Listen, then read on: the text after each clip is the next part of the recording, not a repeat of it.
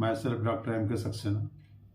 आज का टॉपिक जो मेरे वीडियोस का है, दुधारू पशुओं की चयन प्रक्रिया कैसी हो जाने, इस विषय पर मैं आपसे चर्चा करूंगा।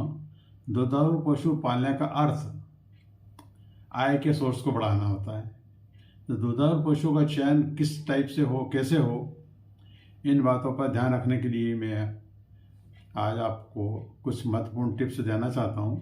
अतः इस वीडियोस में आप शुरू से अंत तक बने रहिए तथा पसंद आने पर लाइक, शेयर, सब्सक्राइब कीजिए।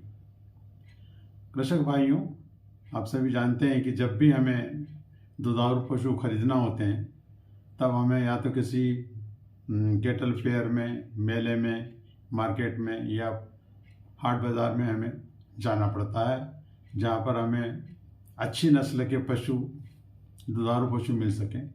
तो इसके लिए हमें उनका चयन कैसा हो, चयन में क्या प्रक्रिया हमें अपनाना चाहिए, इस विषय पर मैं आपको बताना चाहता हूँ कि जब भी हम कभी पशु खरीदने जाते हैं तब हमें कई चीज़ों का ध्यान रखना पड़ता है।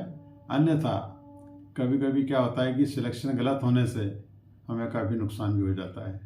तो अच्छी नस्ल का पशु हमें खरीदना चाहिए। पहला सबसे महत्वपूर्ण चीज़ ये है कि अच्छी नस्ल से मतलब ये होता है कि यदि हमें कोई भैंस खरीदना हो तो अच्छी नस्ल, अच्छी ब्रीड का जानवर, जो भी, जैसे भैंस में हमें मुर्रा लें। इसके अलावा यदि गाय खरीद रहे हैं तो जर्सी है, होस्टन्स हैं, शाहीवाल हैं, गिर हैं, थारपारकर हैं, इन गायों का हम सिलेक्शन करें, दुधारू गायों का। इसके अलावा हमें ये भी देखना चाहिए कि जो पशु हम खरीद रहे हैं वो पूरी तरह से स्वस्थ होना चाहिए।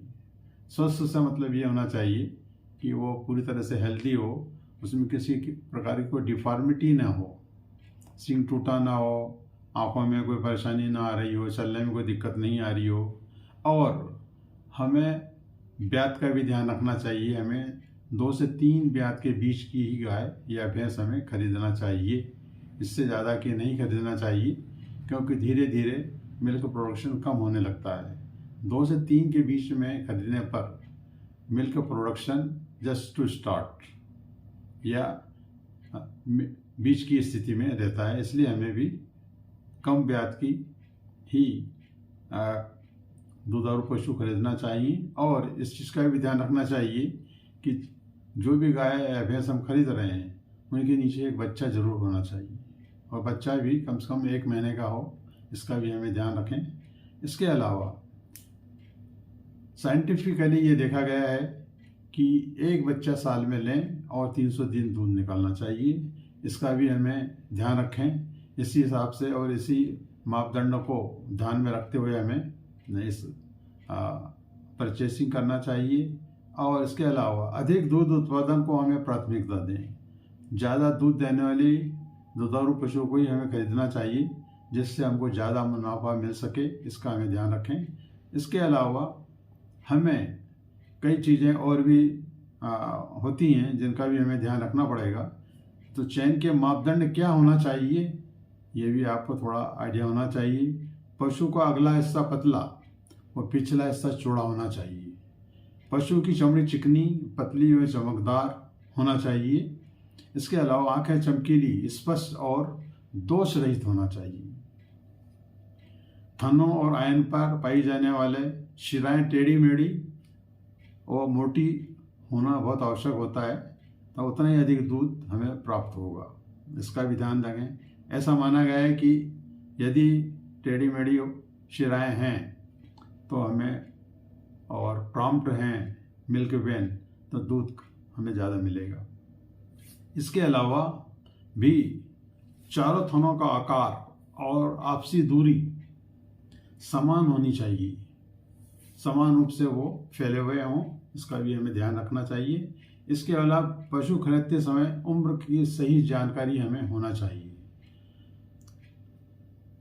इसका भी हमें ध्यान रखना चाहिए।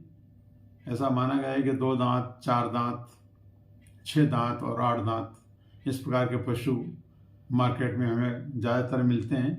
तो हमें बीच के 4 दांत और 6 दांत को हमें प्रेफर करना चाहिए, यही उचित रहता है। इसके अलावा उम्र का पता हमें सींग के रिंग से भी, छल्ले से भी पता लगाया जा सकता है, उसका भी हमें ध्यान रखना चाहिए। पशु के एक चीज़ और महत्वपूर्ण मैं आपको यहाँ पे बताना चाहता हूँ कि जब भी हम मार्केट में जाते हैं या और कहीं जाते हैं, इसके अतिरिक्त हमको ऐसे आइडियल फॉर्म में जाना चाहिए जहाँ पर डेयरी फार्म्स हों, जहाँ से पशु क्रय हमें आसानी से किए जा सकते हैं और उनका जन्म, प्रजनन तथा उत्पादन का रिकॉर्ड हमको वहाँ से भली भांति मिल जाता है और हमें इनका ज्ञान हो जाता है कि उनकी जो प्रोजनी है वो किस टाइप की है, इसका भी हमें पूरा पता लग जाता है। तो हमें यदि ऐसे फॉर्म में यदि पशु क्रय करने जाते हैं तो वो ज़्यादा उचित रहता है, उसका भी हमें ध्यान रखें। शरीर निरोग और भरा हुआ किंतु मोटा ना हो, ये भी एक आवश्यक करते समय ध्यान रखें। स्वभाव की बात करते हैं, स्वभाव गंभीर होना चाहिए, सीधा होना चाहिए, उच्चेदित रहित हो। जानवर किसी प्रकार का कोई इसमें इस टाइप के अवरोध नहीं होना चाहिए और छूने पर क्रोधित न हो, भड़क न जाए, मारने न दौड़े, ये भी देखें। रुचि के हिसाब से यदि सभी किस्म के चारे दाने को बड़े चाव से खा रही हो तो उसका भी हम ध्यान रखें। इन चीज़ों का मैं ध्यान रखना चाहता हूँ। मैं अंत में मैं यही कहना चाहूँगा कि पशु के जन्म प्रजनन का रिकॉर्ड हमें अवश्य देखना चाहिए यदि हम किसी फॉर्म पे जा रहे हैं, और यदि प्रजनन फॉर्म पे जा रहे हैं या कहीं किसी आइडियल फॉर्म पे जा रहे हैं, तब इसी हिसाब से यदि क्रय करते हैं तो वो ज़्यादा ही हमारे लिए उपयुक्त रहेगा और हमें दूध उत्पादन ज़्यादा मिलेगा, आय के सोर्स ज़्यादा बढ़ेंगे और हमारा जो फॉर्म है वो हमें आइडियल फॉर्म होगा और हमें उसका ज़्यादा इनकम मिलेगी। इन चीज़ों का ध्यान हमें कृषक भाइयों को विशेष रूप से रखना चाहिए। यदि ये रखते हैं तो निश्चित ही हमें ज़्यादा दूध मिलेगा और आय के सोर्स भी बढ़ते हैं। तो वीडियो पसंद आने पर लाइक, शेयर, सब्सक्राइब कीजिएगा, बेल आइकन को बटन दबाइएगा। भाइयों